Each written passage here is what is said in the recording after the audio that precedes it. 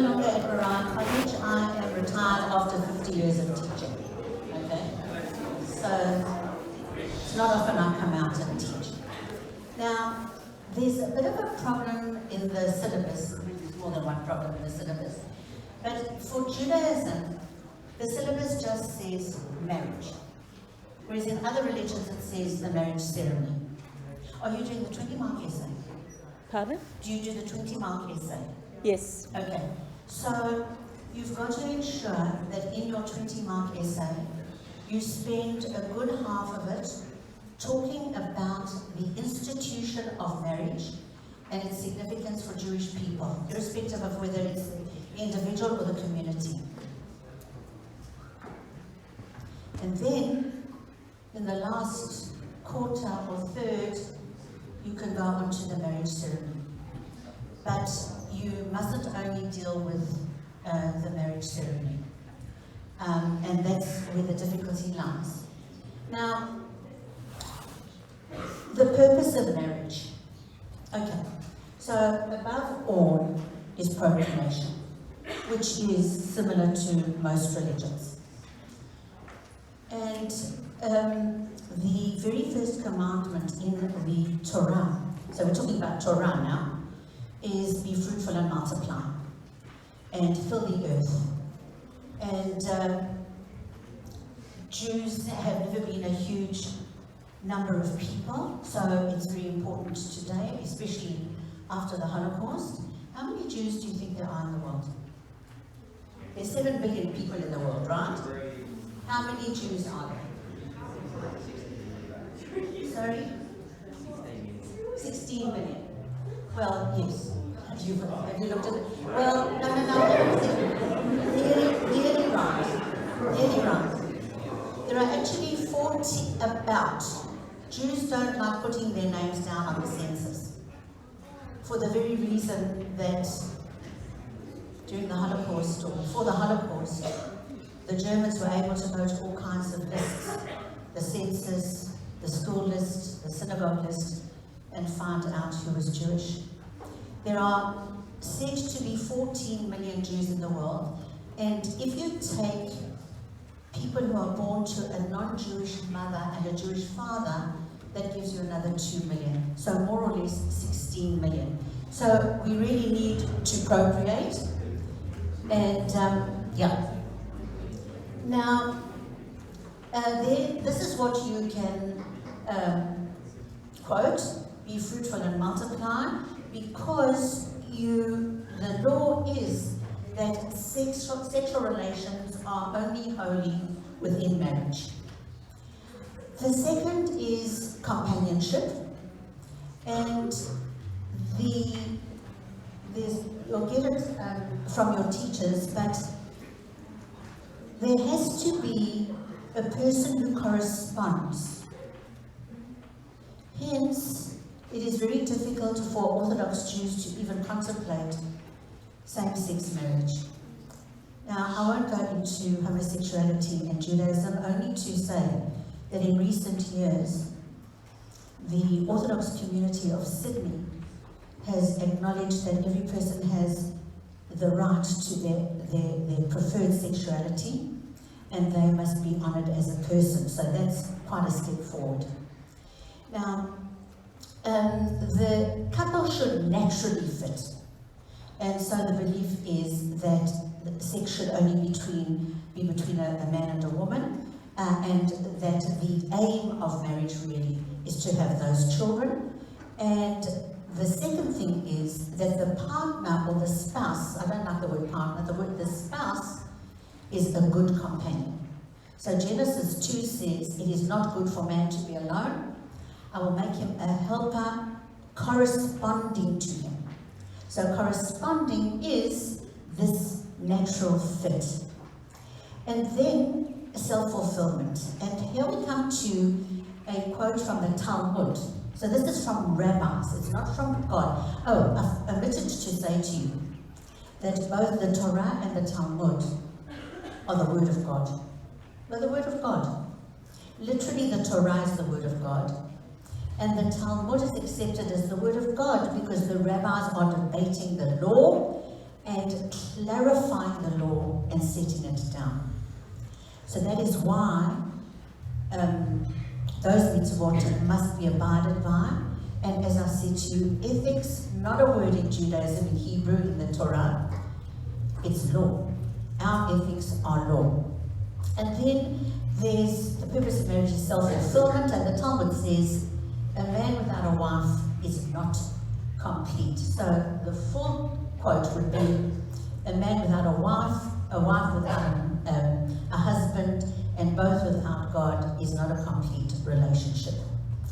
Now, from ancient times, there were arranged marriages. And those marriages, so this is important for you to know, those marriages were arranged when children were tiny. And they were betrothed to each other. So they were the fathers made this arrangement, and the boy and the girl were promised to each other, and they grew up knowing that they would marry that person eventually. Now that betrothal is today the first part of the marriage ceremony. That betrothal is reflected in the first part of the marriage ceremony. And when did that marriage ceremony start? With the age of the Talmud. So in about 400, 500 of this era, that is when Jewish traditional marriages were established, and it's still to this very day. So because we still abide by Torah law and rabbinic law, we can call Judaism a living religion, because what was in the beginning continues to this very day. Right. And the other thing I wanted to tell you is that today, still some people have organized marriages, but they can actually meet the person before and get to know them, and if they don't like them, they'll say to their parents, no, this is not for us, and then they'll try and find another one. Okay, next. Why is procreation so important? Firstly, and I think that you'll recognize this from other parts of studies of religion, there's a continuity of the religion. And this marriage, so this is for significance for the community, and that is, it provides the community with a sense of security. We know that this is going to be another Jewish home. It gives a sense of identity and a sense of belonging, because now that new couple joins their own synagogue, their children go to the synagogue's kindy or preschool, and it's a whole community. Now, I won't go into this in great detail, but the family name must be carried out, and in some instances, when a name is an unusual name. Now, my name is very unusual. Tats, T-A-T-Z. I cannot tell you that it is the most difficult name for people on the phone. They've got no idea what I'm saying. It's a very unusual name. So you'll find that with a name like mine, my niece, who was born at Tats, doesn't want her husband's name. She wants to keep her own because she knows the importance of carrying on the family name. Her children take her husband's name, but she wants to keep that name alive as much as possible. So there's a Jewish tradition. It doesn't happen very much today, called Yibum. Now, what is Yibum? If a man dies childless, he's married, but childless, the closest male relative with the same name is supposed to marry the widow. Now, where does it come from? It doesn't really happen today, but where does it come from? Women were not allowed to inherit in biblical times, and until fairly recently. I don't mean like last year, but fairly recently. So the husband dies, and all the property that they had together cannot go to the wife. And because that property should remain in the family's name, she should now be married to the closest male relative who has the same family name. or the name of the tribe, so that the property remains in the family and the family name remains constant. It lives. Now, I've put a picture there of a family celebration, because the family name, everything is really, marriage revolves around the family. So I want you to know this, that a family is the cornerstone of Jewish life. If you're not married, people really think there's something wrong with you. I've never married. So whenever I'm with people, especially Orthodox couples, they actually don't know what to do with me, okay? They have to see me on my own because they don't think I can fit in with anybody else. Am I insulted? No, I understand it. But, you know, it's just something that you have to do. And family is the basis of big celebrations. The Sabbath, Shabbat, this next weekend is the Jewish New Year. The whole family is going down to Canberra to be together, where one of the children live, one of my brother's children, and we're going to have a big celebration. Okay, now the next one is companionship and self-fulfillment. Judaism teaches that spouses should communicate on a physical as well as an intellectual level. Now, sexual relations in Judaism are not ugly and forbidden and nasty and, you know, just a duty. It's considered a holy act, but it's got to be with the right person and in the right place and the right context, the right time. So that is where obviously procreation fits in. So what is this intellectual level? So I don't know if you've done this, and I don't know if it's going to be of any help to you, because you don't do sexual ethics. But some people do marriage and sexual ethics within Judaism. And for 2 weeks of the month, the husband and the wife may not touch, they may not hold hands, they may not kiss, they don't sleep in the same bed, and it's obviously during the week of the woman's menstruation and the week after. So, what are they going to do? They talk, they communicate, they have an intellectual relationship, an emotional relationship. Then the woman goes to the mikvah. Yep. She goes to the mikvah after 2 weeks, and then they resume sexual relations. At that stage, the woman is at her most fertile, and in Orthodox families, she's most probably going to be pregnant again. I'm making a bit of a joke about that, but it does, that is what happens. Now, one of the things is that the whole community gets involved in finding a spouse for somebody. It's a mitzvah. Now, mitzvah doesn't mean a law here. It means a good deed. So it's a good deed to find somebody's bashert. Now, bashert means somebody's soulmate whom God has chosen. So maybe that's, you don't have to know that, you don't have to know Nida, but what you do have to know is that one of the most important things in a Jewish home is shalom bayit, peace in the home. And that is one of the most important things, that people speak to each other, they understand each other, they understand the other's needs, desires, worries, aspirations, and so they allow the other person to grow as an individual as well.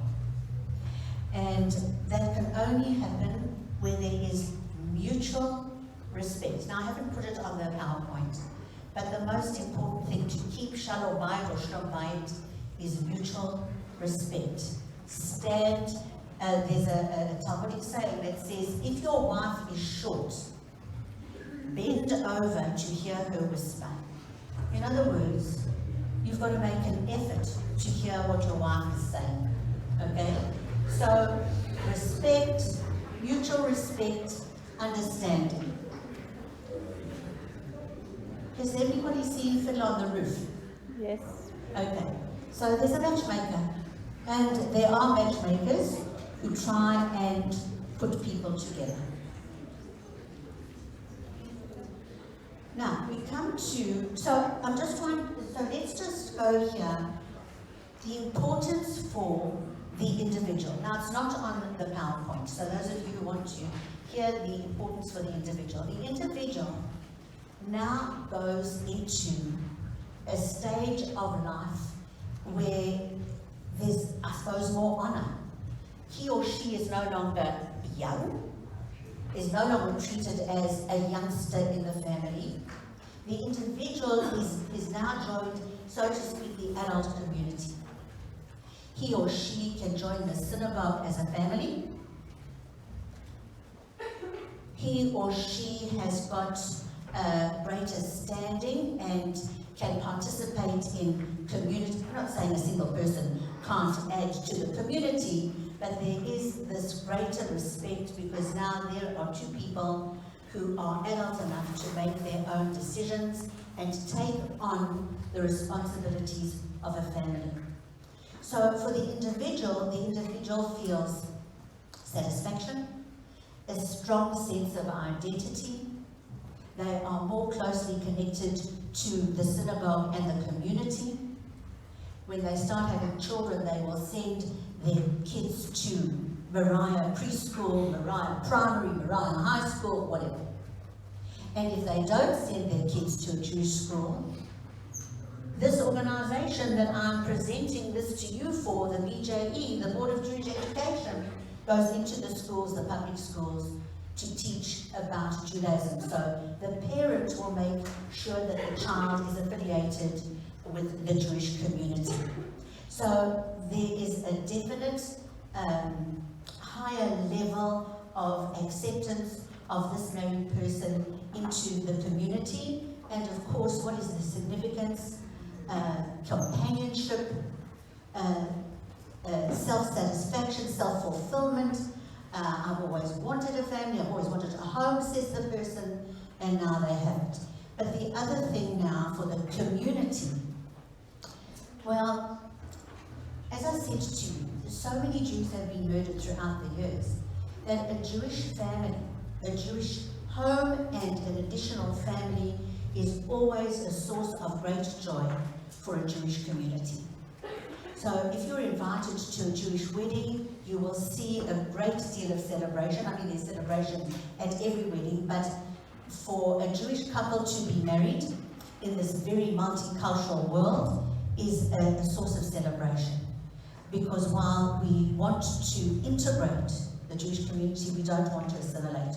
We don't want to lose our Jewish identity. So it is very important for the Jewish community. It maintains its numbers. It gives us joy to see that somebody is joining the school becomes more viable, and the community can celebrate. All this, especially in Sydney, I must say, and Melbourne, there are a lot of Holocaust survivors. Well, a lot of them have died now, and for their families, it's a sense of victory. Here we are, Jewish people. We are multiplying, and we are proud Jews, and we want to continue our faith and our traditions. Right, are there any questions before I go on to the actual ceremony? Okay, so you're going to spend part of your essay writing about the importance of marriage to Jewish people as individuals, the community, and generally the Jewish society around the world. Now, I don't like to give the entire marriage ceremony because there isn't really enough room if you're going to write an essay for only 800 words. Now, are you listening very carefully? 800 to 1,000 words. That's it. And you don't write down everything that you know, because everything that you know is not answering the question. You have got to look at the question, and you've got to spend 5 minutes and work out what is required. A, you have to unpack the quote.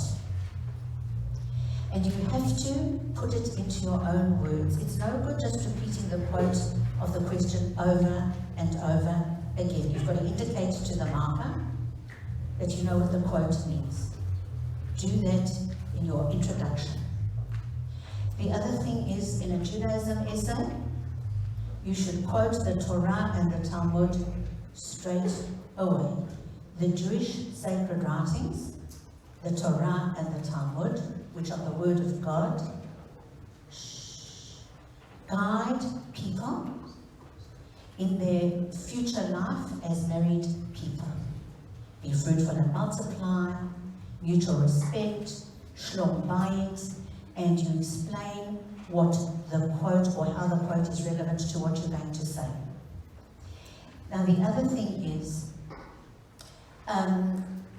you have got to ensure that in your conclusion, you write something or give a quote that you haven't used previously in the essay.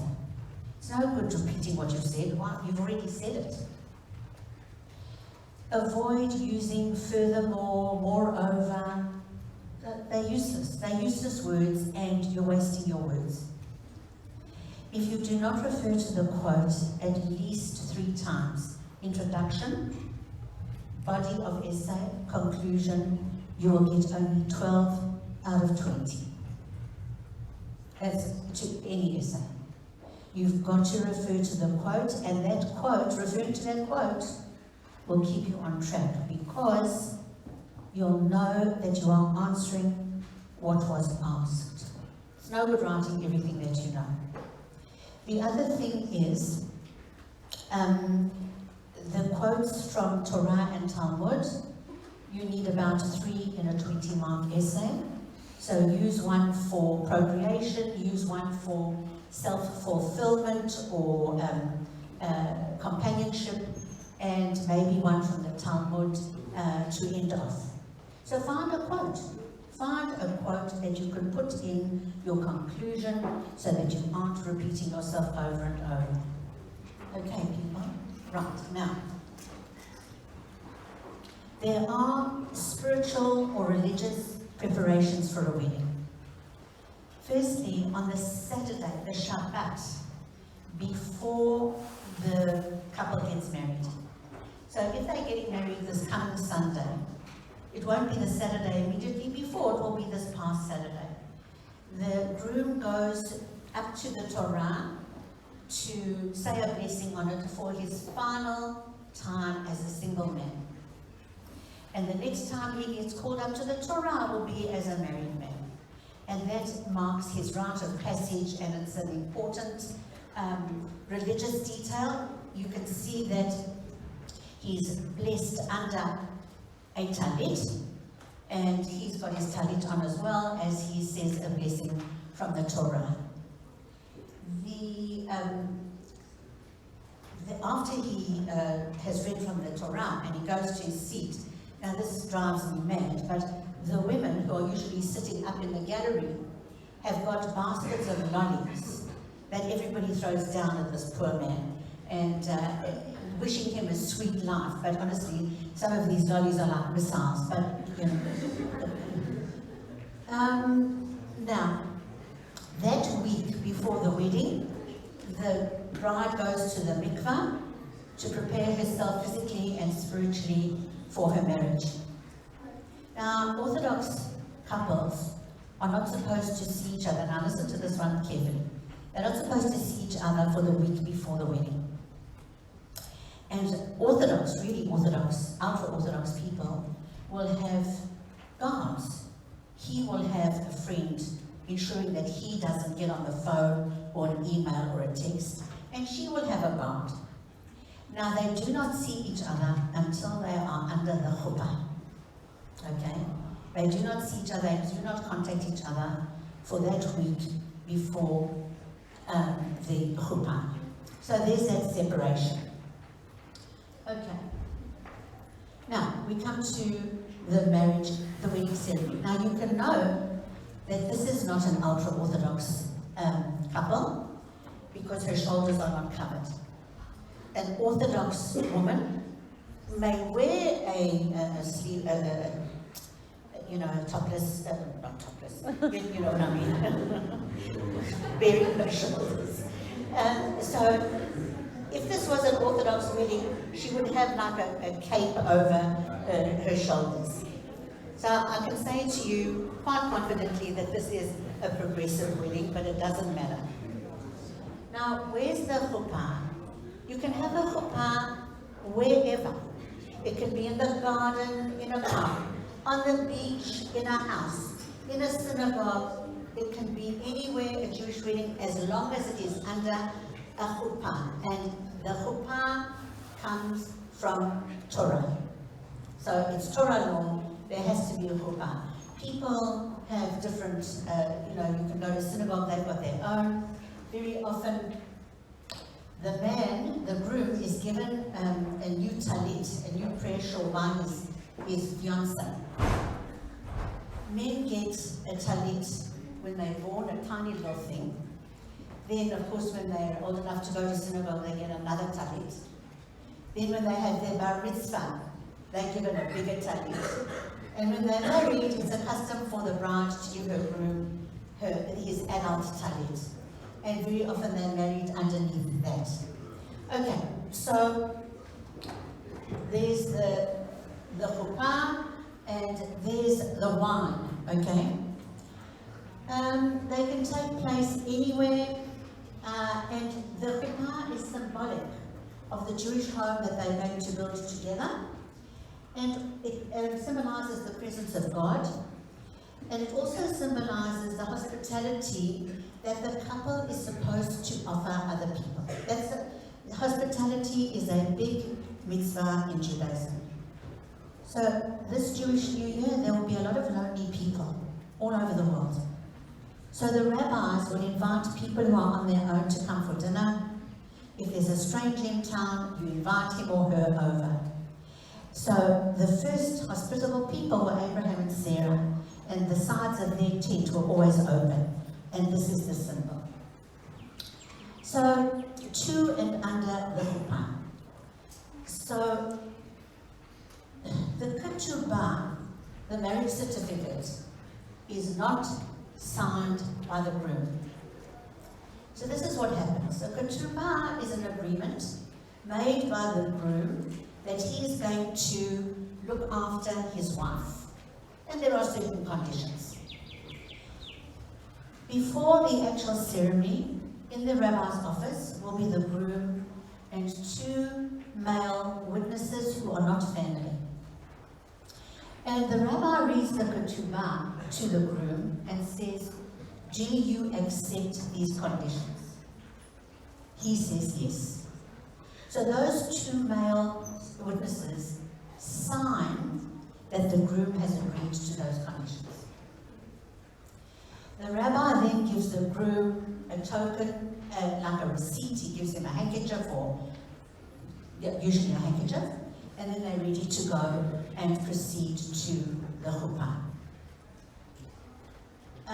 But before, so he accepts the ketubah, and then he goes to see his bride. And she's seated in another room with her mother and her aunts and her bridesmaids, etc. And he looks at her and he acknowledges that this is the girl, the woman he's going to marry, and he then covers her face with the veil. Now this is very biblical, and it goes back to the time when Jacob wanted to marry Rachel. And Rachel's father, Laban, said, "You can marry Rachel if you work for me for 7 years." Yeah, works for him for 7 years. They go under the chuppah, and the wife, the woman, is veiled. They're married. He lifts the veil and sees it's not Rachel at all. It's her sister Leah. Why? Well, says Laban the father, Leah is the elder daughter. the younger one can't get married before the older one, but if you work for me for another 7 years, you can marry Rachel, which he did. So this is just a reference. Obviously, he's not checking to see that it's the right bride, but it's a reference to, bless you, that's biblical marriage. Right. So, under the chuppah are rabbis, a rabbi or rabbis. If it's a well-known family, there'll be a number of rabbis. Under the chuppah are the parents of the bride and groom, and then there are bridesmaids and young men who are called pole holders, or known in Australia as groomsmen. They stand at the 4 poles. Right, I just want to see if there's anything else I have to tell you there. Okay. Sorry, I just want to check this. Okay. Now, there's no definite way to walk to the chuppah. The processional is really whichever way you want. It could be the 2 fathers taking the groom and the 2 mothers taking the bride. It can be the parents of the groom taking him to the chuppah, the parents of the bride, etc. Now, the first part of the ceremony, the erusin, I said to you, is a reference to that betrothal when the little boy and the little girl, it was decided that they were going to get married when they were old enough.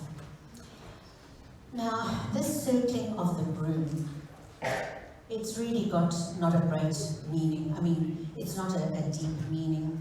She can circle him either 3 or 7 times. There's no clear meaning to it. Most choose to circle 7 times because 7 is a very biblical, mystical, magical number. 7 days of creation. Some say she's protecting him and building a home with him. In this part of the service, the couple commits to creating a Jewish home dedicated to God and the well-being of humanity. The rabbi makes a sermon and then they drink the first cup of wine. Now, wine is a religious aspect of the service, the ceremony, because everything in Judaism is made sacred by blessing a cup of wine or a glass of wine and drinking it. And they drink the first cup of wine. And if you want a quote, wine gladdens the heart and sanctifies all Jewish ceremonies and holy days. We start our Shabbat with wine. This coming Sunday night, the Jewish New Year, the first thing we do is we bless the wine.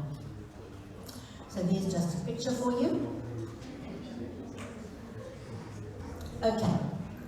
Then the ring is put on, the groom puts the ring on the bride's finger, and it doesn't go on the usual finger. It's placed on this index finger. Now, the reason for that is that is the strongest finger, and so it shows this deeper bond. And the other thing is, there's a belief that there's a vein that goes from that finger all the way to the heart. The ring must be absolutely smooth. No engraving, no stones, and that is purely symbolic that it will be a continuous, smooth future relationship. Obviously, after the wedding, she can change that ring for something else, and she puts the rings on her ring finger. She's supposed to go under the chuppah without any jewelry. Now, in the progressive community, there is no circling of the groom, and the bride and the groom exchange rings. But in the Orthodox, it's still only the groom. The Orthodox groom can put a ring on later, obviously, but they don't exchange rings during the ceremony. He says, following the rabbi, by this ring, he first says it in Hebrew and then in English, by this ring you are consecrated to be according to the law of Moses in Israel. And then the rabbi reads the ketubah. Now, the ketubah looks like that. That's an ordinary ketubah. It's a standard form, and it's not written in Hebrew, it's written in Aramaic, and there's a side of it that's also in English. The Hebrew date, the English date, all the conditions are in that ketubah. However, today you can have a beautiful ketubah, and there are some artists who make their living by making them like that. And here's another one, okay? And some people will give the ketubah as a wedding present. Right. The second part of the ceremony is called the Nisuin.